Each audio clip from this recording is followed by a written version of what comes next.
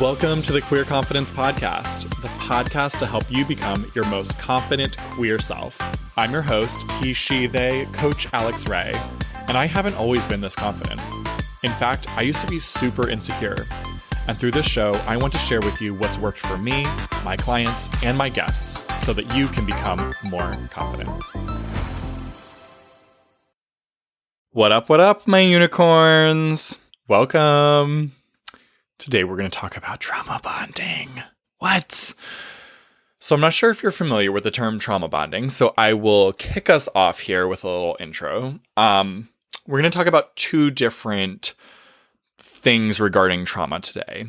Usually when we're talking about trauma bonding, we're talking about bonding with other people through trauma, using trauma to relate to other people. Okay, so that's kind of external trauma bonding. Now, we are also going to talk about bonds to our own trauma today. And the reason I think it's important for us to talk about both of them in one episode is because bonds with our own trauma are why we trauma bond with other people. So we see this a lot in our community, in the queer community. I see it all over the place. And it really is because our community does have a lot of trauma. And why wouldn't we? I want you to know, before we even dive in here, that it is very normal and okay and human that you have trauma from a childhood where you could not relate to your parents, where you were told you were going to be eternally tortured for being who you are.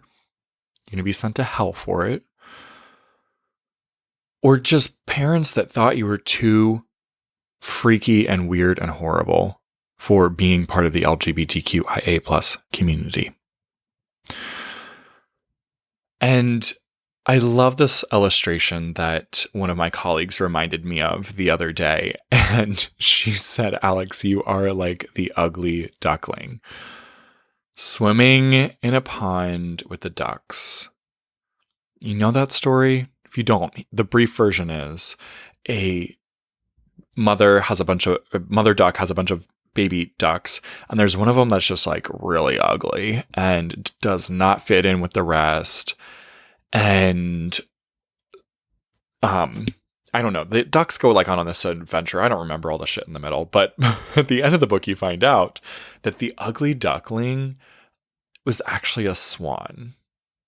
And so it was ugly to the other ducks, maybe like ugly as a little baby duckling, but was this beautiful, beautiful, beautiful swan, far more beautiful than the ducks as they matured and grew.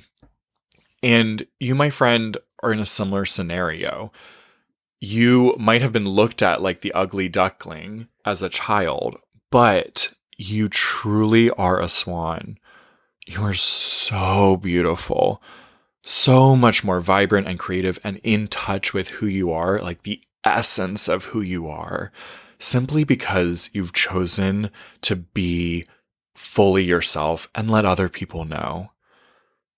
You know who I really feel sorry for right now?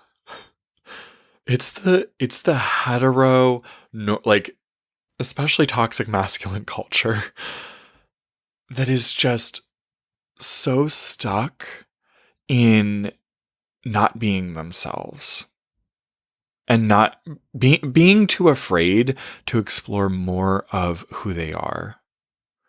Obviously, not all straight people are like this, but many people in the who are straight are not even questioning all of their identities, all of the things that make them, that make them beautiful. They've got all these things that they're ashamed of. And I want to congratulate you that you are already decidedly on the outside of what society says is normal and where you should be. You've already, all of us already have things that are our shadow side that we're not maybe aren't normal, right? We talked about this in the last episode on being human. And that, my friend, is what makes you so beautiful. So today, let's talk more about this trauma. First, with the perspective that is absolutely normal and that, of course, we have trauma. We were brought up thinking that there was something so awful, so wrong, and so ugly about us. Of course, we are traumatized. And now, as an adult, it's time to work through that if you want to have a life that you're getting to live on purpose, if you want to get unstuck from the areas of your life that you feel very trapped in. So, when you have unprocessed trauma, know that you will stay stuck because your brain is going to want to keep living it out. It's going to keep playing it out. So how this appears in relationships is oftentimes we get into toxic relationships that mimic the toxic relationship we had with one or both of our parents. We do this in our relations to friends as well, where we have unprocessed trauma that we start living out in our friendships. How do you know if you have unprocessed trauma? I'm going to ask you some questions, and if you're going to be able to hear from the answer what it is, okay? So here we go. What are your conversations with your friends usually like? Are you usually talking about forward momentum in your life? Are you celebrating a lot? Or are you usually commiserating with each other? If you are usually commiserating with each other, you're probably unintentionally have formed already a trauma bond with this person. Are you usually talking about what's going wrong? Are you having trouble sharing the awesome successes that you have because you feel like they are not relatable? Are you worried that people might not like you if they saw more of you? If they saw the ways that you are succeeding in life? If they saw the positive ways your life is going? You're worried that they might bring you down because it seems like you were going to a different level than them. Here's what happens, my friend. When we have unprocessed trauma in our past, we use that trauma to bond with others. And we do this in two different ways, okay? So first, our brain will subconsciously look to relive that trauma with the other person, i.e., if you had a narcissistic parent, you might seek out a narcissistic partner. So your brain wants to relive childhood trauma in order to make peace with it. Another form of trauma bonding is where we are so stuck in our trauma because we haven't processed it. We still keep playing that tape over and over again, that we think the most relatable things about us are how we are failing. Or we think the most relatable things about us are our trauma. How people are harming us, how people are attacking us, how people are hurting us. We think that if we retell these kind of negative stories, then we will be able to relate to others and others will be able to relate to us. And that is a sign that you are trauma bonding with people instead of having a bond that's healthy, both of those things. Now, both of them come from the same root cause. Like I said at the very beginning, it's unprocessed trauma within ourselves. And it becomes very scary too when you are used to bonding with people through trauma to imagine a place where you are no longer using trauma to bond with other people because your brain is going to freak out and think, oh my goodness, they're going to leave me. I'm going to be abandoned. I'm not going to have a community. I'm not going to be safe. right? If we go back to like our primitive mind is so concerned with being in community, being around people, and therefore and finding safety in numbers, that we are unaware now with our digital age of social media and such, that we actually have a tribe. Like, we have unlimited tribes, basically. You could find your people any which way. But our brains are so concerned about being attached to the tribe that we currently have that we miss out on seeing that other tribe that's available. It's just a survival technique. If you think back to like cave people and them surviving and needing to have a community, and if they were outcast from the community, they were probably going to get eaten by a wild animal, right? So we are very programmed to be afraid of abandonment because it's not safe. It literally means death. And so right now, when your brain is attached to its own trauma, looking to relive that trauma through others and then kind of solve for it, and thinking that, okay, I relate to myself through my own trauma, therefore I also must relate to other people through trauma. And what we end up doing is we create a tribe around us of lots of traumatized, unprocessed trauma, people who have not processed through their own trauma. Said that like a bazillion different ways. Gosh, I hope you can keep up. We are only attached to our trauma when it's unprocessed. Processing means that it still happened. Yes, but you've learned the lesson, so it can be done. Check. Processed. I had the trauma. I accepted the trauma. I processed the trauma. You will know that you have processed trauma when you are speaking of what came from it, not reliving the actual event. So when you are able to relate to people through what has come from the trauma, the growth, the thriving, the lessons learned, the things that you took from traumatic events in the past, and you can relate through the narrative of what's come through it, you'll know. If that's happening, you've processed it. If you still have a need to tell the story,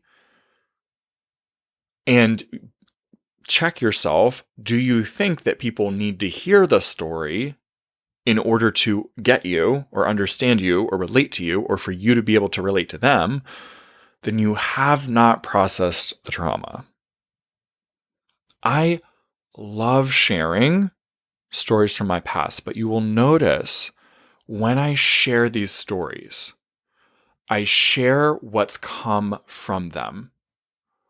I don't share with you the actual shit that I'm like stuck in at the moment, if it's like an actual event of trauma or an actual event of reliving past trauma. That's appropriate for me to process with my coach. The things that I share are always what's coming from the trauma, the lessons learned, where I'm moving out of. And you can relate to people the same exact way. Relate to them from what came out of the trauma, not what is in it. See, trauma is an invitation to learn and grow. Think about trauma like physical trauma. When we experience physical trauma, we have let's say you're in a car accident and you are bleeding and you've got broken bones. Would you walk out of the car, take a selfie, share it on Instagram, and tell everyone, "Hey y'all, Body's all busted up, bleeding out, about to die in 10 minutes. If somebody doesn't come save me, just FYI. Wanted you to know that. Thought it'd be relatable. No. You're looking for the EMT to be able to help your body heal, to place bones back where they go, to suture up cuts, to stop the bleeding, and give your body the opportunity to heal. And then you go and share the story. Hey, everyone. Here's something that happened to me. It took me totally off. I didn't know before this that I was even capable of surviving such an incident. And I'm so thankful for the doctors that have helped me along the way, but I'm thankful for my body and how resilient it is. And a lesson I learned through this car crash was that life is precious, and I am going to not only respect my life, but the life of others. And I want to live my life in such a way that I'm always honoring that I can make the most of every single moment, because it is so freaking amazing and precious. And I didn't realize how much I wanted it until I was afraid of losing it. Do you see that difference versus taking the selfie while bleeding out? Totally different narrative. And that's what we really need more of in the queer community. Right now, we're doing a lot of taking photos while we're bleeding to death. We gotta go get the help from the doctors, the mental doctors, coaches, and therapists. Heal from the trauma, and then help others see what's possible. That is the best thing to do with trauma. Our trauma does tell a story, my friend, okay? Our trauma does tell a story, but one last illustration for you, because I love a good metaphor, and I thought of it yesterday while I was walking Gideon. Dogs sniff shit. Have you noticed that? Gideon loves to sniff shit, whether it's cat shit, other dog shit while we're on a walk. He loves to go and sniff piles of poo. Why? Because the smells tell a story. They tell a story. His senses are picking up on things within that and communicating to his brain things about the animal that left it behind. Yes, our shit tells a story. But do you want to keep going and living in the shit? Or do you want to tell the story? The only reason that we keep thinking that we need to just give everyone our shit to smell is because we don't know how to relate to others without it, because it's become part of our identity. This is common in the queer community. We have become attached in our identity to our life crap.